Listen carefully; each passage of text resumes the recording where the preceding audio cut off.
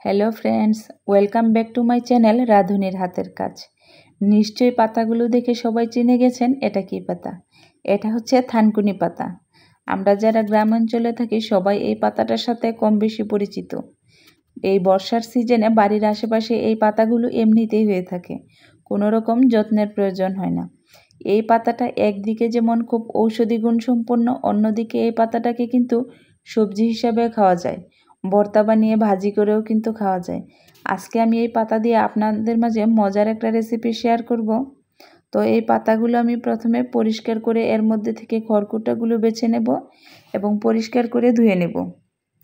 ছোট বাচ্চাদের যদি পেটে সমস্যা থাকে, এই পাতা চটকে যদি 1 চামচের মতো রস খাইয়ে দেওয়া হয় তবে বাচ্চাদের পেটের সমস্যা ভালো হয়ে যায়। বড়দের যদি অ্যাসিডিটির সমস্যা থাকে, পেটে কোনো সমস্যা থাকে, এই পাতাটা চটকে সকালবেলা খালি পেটে যদি রস খাওয়া হয় তাহলে তাদের সমস্যাও ভালো হয়ে যায়। পরিষ্কার করে পাতাগুলো ধুয়ে নিয়েছি, আর 1/2 কাপের মতো ডাল পরিষ্কার পানি দিয়ে ধুয়ে কিছুক্ষণ ভিজিয়ে রাখবো। এখন শিলপাটায় দিয়ে পাতাগুলো মিহি করে বেটে নেব। শিলপাটায় মিহি করে পাতাগুলো বাটা হয়ে গেলে ডালগুলোও আমি বেটে নেব। এই থানকুনি পাতাটা কিন্তু বড় ছোট সকলের জন্য খুবই উপকারী। একজন সুস্থ মানুষ যদি প্রতিদিন সকালবেলায় 1 মুঠো পাতা খালি পেটে চিবিয়ে খায় তাদের জন্য কিন্তু খুবই উপকার।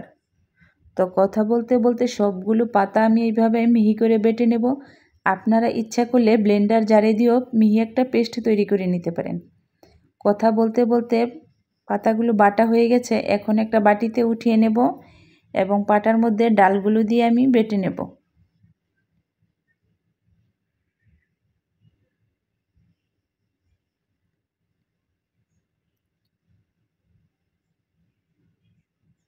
ডালগুলো আমি খুব বেশি মিহি করব না, আধা ভাঙা করে বেটে নেব। তো ডালগুলো আমার বাটা হয়ে গেছে, এখন একসাথে একই বাটিতে উঠিয়ে নিলাম। এখন এর মধ্যে দিয়ে দিব আমি পেঁয়াজ কুচি, আর কাঁচামরিচ কুচিও দিয়ে দিতে পারেন। আমার হাতের কাছে কাঁচামরিচ ছিল না তাই দিতে পারিনি। দিয়ে দিলাম পরিমাণ মতো লবণ, হলুদের গুঁড়া, মরিচের গুঁড়া, আর দিয়ে দিব 1 চামচের মতো জিরার গুঁড়া। এখন হাত দিয়ে ভালোভাবে মেখে মশলাগুলোর সাথে মিশিয়ে নেব।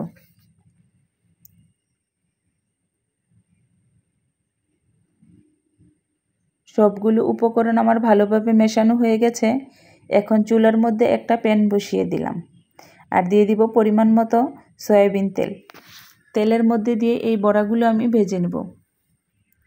আপনারা আপনাদের প্রয়োজন মতো যে কোনো শেপ দিয়ে এই বড়াগুলো ভেজে নিতে পারেন। আমি এখানে গোল গোল শেপ করে বড়াগুলো আমি ভেজে নিচ্ছি। প্রথমে এরকম গোল করে হাত দিয়ে চেপে চ্যাপ্টা করে নিলেই গোল শেপ হয়ে যাবে। তো একে একে সবগুলো বড়া আমি দিয়ে ভেজে নেব।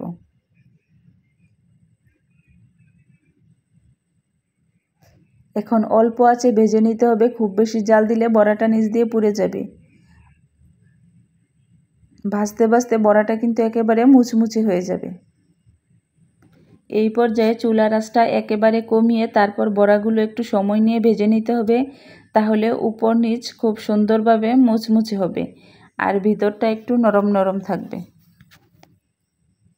কথা বলতে বলতে বড়াগুলো আমার ভাজা হয়ে গেছে, এখন একটা বাটিতে আমি উঠিয়ে নিব।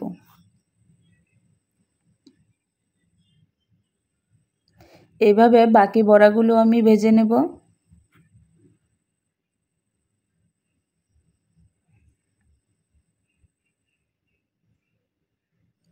অনেকেই আছে এই পাতাটা চিবিয়ে খেতে পারে না অথবা রস করেও খেতে পারে না।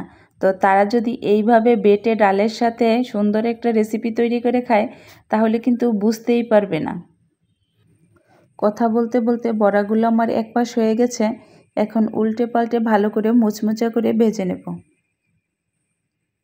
সবগুলো বড়া আমার ভাজা হয়ে গেছে, এখন একটা প্লেটে আমি উঠিয়ে নিচ্ছি।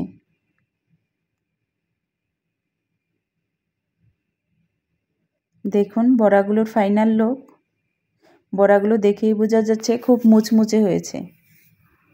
আমি আপনাদের বড়াগুলো একটু ভেঙে দেখিয়ে দিচ্ছি যে কতটা মুচমুচে হয়েছে আর ভিতরটা কতটা সফট হয়েছে। খেতে কিন্তু এইভাবে খুবই ভালো লাগে। যারা এখনও এই রেসিপিটা ট্রাই করেননি একবার ট্রাই করে দেখুন। একদিকে যেমন আপনার ওষুধের কাজ করবে, একটা রেসিপিও তৈরি হয়ে যাবে।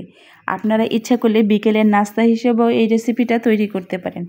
আমার চ্যানেলে যদি আপনারা নতুন হয়ে থাকেন প্লিজ চ্যানেলটিকে সাবস্ক্রাইব করে দিবেন আর পাশে থাকা বেল বাটনে ক্লিক করতে ভুলবেন না। আজকের ভিডিও এই পর্যন্তই। সবাই ভালো থাকবেন।